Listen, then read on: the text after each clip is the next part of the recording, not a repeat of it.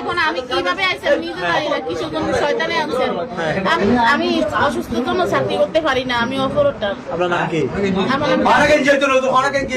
নাম জানালাম কলোনিতে থাকি। এখানে আমার দেখছেন কিন্তু আমার খারাপ কিছু কেউ দেখে নাই আজ পর্যন্ত। খারাপ কিছু না দেখলে এখানে কেন? এখন আমি কিভাবে আইছি আমি নিজে জানি না, কিসের জন্য শয়তানে আনছেন।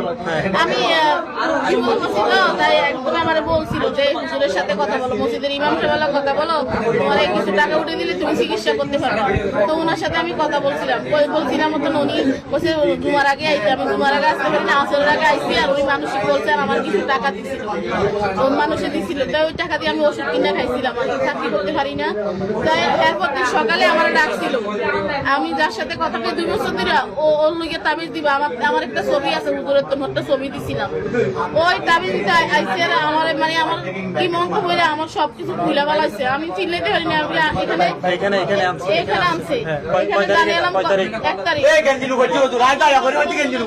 1 তারিখ জানালাম আঙ্কেলের বাসায় এনে, তো জানালাম আঙ্কেলের বাসায় এনে। ওই জন্য আমি চিনে না, আমার কি মাংস মন যায় চিনে না। ওনাকে বলছি আমি চলে যাই, আমি এগুলো করার জন্য আসিনি। উনি বলছে আমি 6 মাস করতে পারি না, আমার বউ স্ট্রোক করছে, উনি আমার ছাড়ে না, আমি কি করবো। তারপরে আমি না করতে ওইখানে একটা ফিরোজ নামে একটা দোকান আছে না, ফিরোজ ভাইয়ের দোকান আছে না, ফান্টার কাছে, ওই ফিরোজ ভাইয়ের লোক আমি শেয়ার করছি কত টাকা। রমজান মাসের দিন এটা মসজিদের ইমাম সাহেব এটা করা উচিত। কই ভাই আমি এক কথাই আমার সত্যকুল আর আমি কাম শেয়ার করছি।